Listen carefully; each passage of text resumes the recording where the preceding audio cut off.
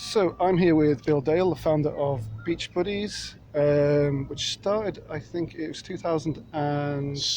2006. So you guys have been going for a long time.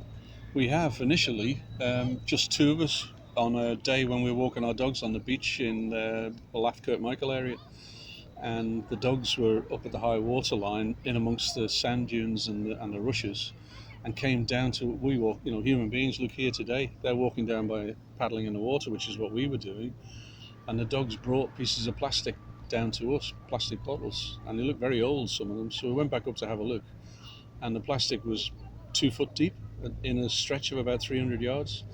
So the following weekend, and for 6 weekends after that, we went down with a whole pile of plastic bags. We filled 50 plastic bags every time. That was the limit. We bought 50. We decided when we finished them and filled them, we would finish and have the rest of the afternoon off. And thank goodness I'm a photographer, and I kept the statistics from day one. And in 6 weekends, we collected 30,000 plastic bottles. But that was just one beach, and then I ran it on my own with the dogs for another 5-6 years before, because there was a stigma attached to picking up rubbish, and I think there still is in some countries, even in Britain. Do you pick up other people's rubbish, or do you? Some people don't even pick up their own. And I have felt that myself to some extent in 2006, and for five odd years I didn't tell anybody what I was doing every weekend. And then I thought, this is ridiculous, because one person can't keep control of the whole of the Isle of Man. So I asked for help in a media release, and in the first 2 weekends I had about 80 different people turned up. And I dreamt at the time, I wonder if we could end up with 200, and maybe even 500, but 200 seemed like a sort of a figure you might be able to reach. And the statistics today in July 2021 are that we are close to 17,000 different people have taken part, because I've kept statistics right the way through. Thank goodness I had. And thank goodness I had the photographs, because nobody would believe what the beaches were like. And so, it's a different world now.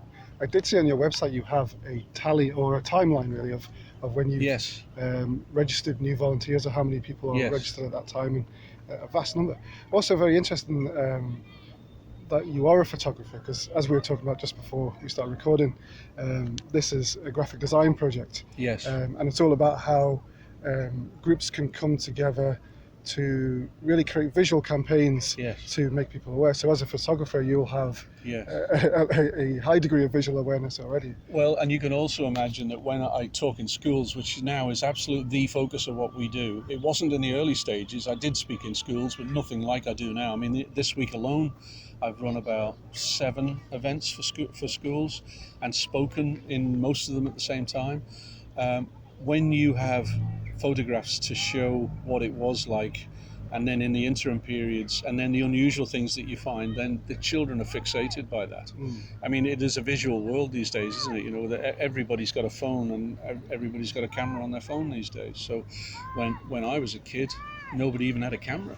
So it is a very visual impact world these days. And then when they can see the photographs that show this vast quantities of plastic that was on the beach, and then they can see the difference now, then there's a tangible thing they can actually get their head around without you. It's not just another statistic that they've thrown inside their head. They can actually see the difference. So you're definitely right. It is very visual, practical, physical thing that makes people, it actually inspires people, and there's a degree of satisfaction that comes with that you don't get just by learning a figure. It's a whole different thing. So when you go into the school, you will always take some kind of visual reference with you? I give a PowerPoint presentation. All the schools are linked up. I've always been an Apple Mac man as a photographer. So I just go in there, click the button, and it talks to the system straight away. And I put a presentation up on the screen. And I have to say, the very first time I gave one was at Russian Primary School. And this would be in about 2011, 12, something like that. And I gathered all these pictures together, and it showed the damage that it does to the environment, but it also showed how it kills animals. And there were some pictures which are really not very too very pleasant. You know, like a gigantic sperm whale, it had its stomach cut open and there was tens of thousands of pieces of plastic fell out. And then there's pictures of dead birds lying on the beach wrapped up in fishing line or with ropes or balloon ribbons. That's a big problem. And when I showed these pictures, I said to the headmaster afterwards, you said, you know, this was really a presentation that I have been giving to adults. Do you think I went too far with it? Because there were some kids that was clearly upset. And they were in tears on the front row. And he said, absolutely not. He says, there's nothing wrong with that because you're telling them the truth. Yeah. And from that moment on, I realised that the impact that this was having actually changed the way that children thought. And then at weekends, I was spotting the faces of children coming to our weekly session on Sunday morning, and there they were with mum and dad. So the children were going home and educating their parents. Yeah. Because that's the generation. If you look at today, the generation of parents aged between, I suppose, 20 and 40, somehow have lost sight of what on earth's going on in this planet, and litter doesn't even enter their heads as a problem. But my word, these children now, I mean, I've been doing this now since 2010 or so. I mean, here we are 11, 12 years into it, and the children who've heard us talk in the schools have got the message 100%. We've got a group of children on the beach here today. So yeah, we're with St Mary's School. St Mary's, and they're all aged between, I would say, about 8 and 10. Would you say something like that? Yeah. Look at them. I mean, they're just absolutely enthusiastically sifting through the rubbish, and they get fixed on it, you know, and they come back afterwards and when are we going again, you know? And as I say, they bring the parents along. That's fantastic. So it's like with the imagery in the classroom, when the fire service give their talks on dangerous driving and other hazards, they do use quite graphic imagery to educate people on the reality. And I guess that's what you want to show, or you need to show, is the reality. It's not just some statistic, that there is a raw reality behind all of that. I've been accused many times of being a do-gooder, you know, so therefore you're out trying to, almost like you're on an ego trip, because you know, naturally as a media person, I seek media publicity for what we do, not what I do personally, what we do as an organization, and that ends up in the newspaper. And quite a few people have said to me, you know, that you look like you're on an ego trip, you know, you're just doing this for self-gratification. That is absolutely not I prefer my name never to go into the newspaper or on the radio again. I would love this problem to be solved just by using simple common sense and people basically stopping throwing rubbish in the street, because we worked out many years ago, and I'm amazed that other people and scientists haven't done this. The reason why there's rubbish on the beach is because people throw rubbish in the street. They're not coming down here and throwing the rubbish on the beach. Some of it is, a little bit. At this time of year, when the summertime, there's a little bit from people who come on the beach, but most of it, 95%, is coming down a stream, because you drop it in the street, it goes down the drain, into the river system, out to sea and on the beach. That is where it's coming from, and that's why it's breaking down into smaller pieces. It's breaking down in the river on the way here, it's breaking down when it dries in the sunshine. It's just, it's a simple answer to what is going on here, and I'm amazed that scientists are trying to say it's a really technical issue. It's not. If people stop throwing rubbish in the street, the beaches will be clean. And I mean, you'll have seen, and I've obviously seen this, and I've got the evidence, thank goodness, with photographs. When we used to come to Douglas Beach, like with these children today, 5 years ago, you would fill a bag in about 50 yards. Now today, I'll be surprised if between them they fill 2 bags, and they'll have gone along the whole beach. Even if they get 2 bags, I'd be surprised. So there is a fundamental change has happened, and it's not because they think they're going to get in trouble because they dump rubbish. It's because they understand now how the stuff gets into the environment, and that's through the children, and that's why my focus of attention has been and will be from now on forever, to educate the children as to what's happening, and as I say, they go home and educate the parents. And it's interesting you're saying that the reduction is visible. If I go down to the beach, I can see a difference in certain areas, definitely. Does Beach Buddies keep data? Do you keep stats on how much it's been Still collected? do to this day, yeah. we have a very good arrangement with the government, and we use the energy from waste plant. So we go down there, and the amount of rubbish that we remove is weighed every time we go, and it's been a consistent 200 tons a year. Now, previously, half of that 100 tons would actually come directly off the beach, but we have a bin system, so there's about over 50 bins around the Isle of Man, which we ourselves supply and we empty. But that goes to the energy from waste plant. So 100 tons is now coming off the beaches, and 100 tons is going into bins, which was previously on the beaches. Because in the first few years that we did this, all the rubbish was taken off the beach. So that just shows you that if you provide enough bins, then people will use them, because they look on Douglas Promenade. It was appalling. They used to have little silly stupid bins about, I don't know, 2 foot across and about 3.5 foot high. And within, on a summer's day like this, it'd be filled in about half an hour. Yeah. And then what do you do with the rest of it? The seagulls that get into it? I mean, number one, they need to redesign some of these bins so that the seagulls can't get in and pull all the stuff out. Yeah. But our own bins are quite substantial. They're quite big. And you can't miss them because they've got our sign on them. And people like to put their rubbish in our bin. If there's a choice, if there's 2 bins alongside each other, say there's one here for the corporation and there's one for us, guess which one fills up first? Yeah. It's ours, because the people think it's the community bin, it's our bin.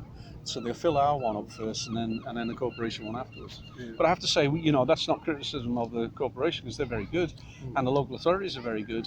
But it just shows you that by working with them rather than fighting against them and going and shouting at them and slagging them off in the press, by working with them, it actually has produced a proper, workable, reasonable, well, very feasible and efficient solution. Yeah, I guess local authority spending often follows public appetite. So yeah, there wouldn't be new bins until there was enough public demand. So that comes back to educating the public, so that they want those bins. You were saying that the bins are sponsored as well. So do they have almost advertising space or space for a sponsor to go? We try and get sponsorship for all of the bins. I have to say they're not all sponsored, all 50 of them. Maybe 1/3 or a half are sponsored, and then the others have just got no sign on except our own sign with my phone number on, which I must change that. But put somebody else's on, but we can't employ anybody because our charity doesn't have enough money, so we would like to have a much more efficient system. We need proper admin. Yeah. We're running this thing on an absolute, on a skeleton amount of money. It's just, it's not been easy to do that, but it's not something that me as a my character and my background is that you just keep going until you get the right results. In newspapers you learn that it's not just not a one-hit wonder. If you conduct a campaign, it takes a long time for people to get on board with it. So we've got that support here. The community support for Beach Buddies is absolutely phenomenal, and that's why I think the rest of the world is watching us. It's not because of what Beach Buddies itself does, it's because of how this activity and this scheme engages with the whole community. And you think about it, and this is a phrase I've stolen from a local councillor, Richie McNichol. This is a problem caused by the community, which demands a community response, and the community therefore must take responsibility. It's not the corporation or the government chucking rubbish in the street. This is the community. So he hit the nail. As a really good phrase there. Community problem which demands a community response, and he's absolutely right.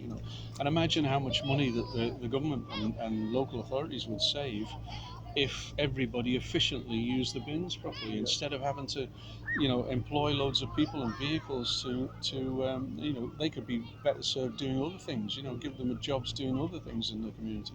Yeah. So I think we've stumbled to some extent on what appears to be the answer, which is why the rest of the world is watching, and why the press have been here from all over the world interviewing us, asking how have we achieved this. And I think even they're very skeptical to begin with, until they come to the island and see it for themselves, and they look down somewhere like here at Douglas Beach and you can't even see any rubbish. There's the evidence. So just a few more questions, Bill. Yeah. I was just casting my mind back to the bins again and the spaces on the bins.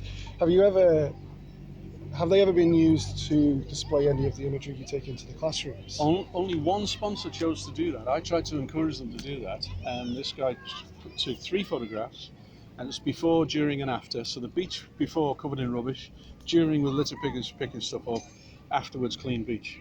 And that I think was the best imagery that we had, and that was his idea. I mean, I really liked that because having been a journalist and a photographer for years, then graphic design and working on things like InDesign and Photoshop, I've been doing that for a very long time. So I was really pleased to see that. Most others just want the company name and logo absolutely as big as possible. But having said that, some imagery, like there's a bin over here sponsored by Dola, and they've got a really nice logo with a flag on it, and it it looks maritime. So that works as well. We at the moment, there's somebody in the south of France, a friend of mine, is looking at some animation around Beach Buddies, and we actually produced, one of our volunteers, Rob Gorn, collected some Wellington boots over a period of time on the beaches, and then made a dog out of a Wellington boot, and it's a life-size dog with a face and big floppy ears and 4 wellies for feet, and that has been photographed for animation as well. Now that's not come to anything at the moment, but I think COVID has banged everything on the head and everything is on hold. But those two, the Beach Buddies animation by the guy in France and the other guy, I mean, these things are still bubbling away in the background, because if you work on animation, it's not exactly a COVID risk, is it? You're working at home on a computer, as you well know. So I'm confident something huge is going to happen one day, because we have been covered by pretty much anybody and everybody you'd ever want to be covered by, like Sky TV and National Geographic magazine and BBC World News. And I totted all those up one time, and I was saying this to you earlier. I worked out that it was over 300 million people had read about Beach Buddies in the space of 12 months. I mean, that is 3 times more than the TT. I never thought anything in the Isle of Man would ever surpass the TT. But in 1 year, we blitzed it by 3-4 times, Yeah.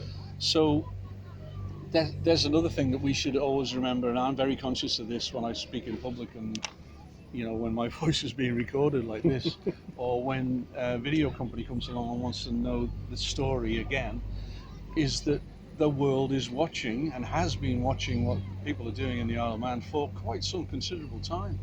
This is not just like a one-off bit of publicity and here today, gone tomorrow. And the subject of the environment and waste in the environment and beach pollution and marine pollution, and in the oceans is hot topic. It's been a hot topic for a very long time. So I have to keep reminding myself that this is not just about the Isle of Man. This is a program that we have stumbled upon in the Isle of Man, which works, and it works extremely efficiently. And there's no reason at all why any other country or even a village in the middle could start a cleanup operation the same way as we have, with little or no money, just with the will to want to do it. A pair of gloves, like we've given out these kids, a pair of gloves, a litter picker and a bag, and that's all they've got. It's a very, very simple operation. And then dispose of that rubbish responsibly. I mean, this is not rocket science. This is a very simple thing the whole world could do. If we could only just show people what we've done here, everywhere in the world, they would think, what, we'll have a go at that. And before you know where you are, I might be able to retire. Last question, Bill. Yeah.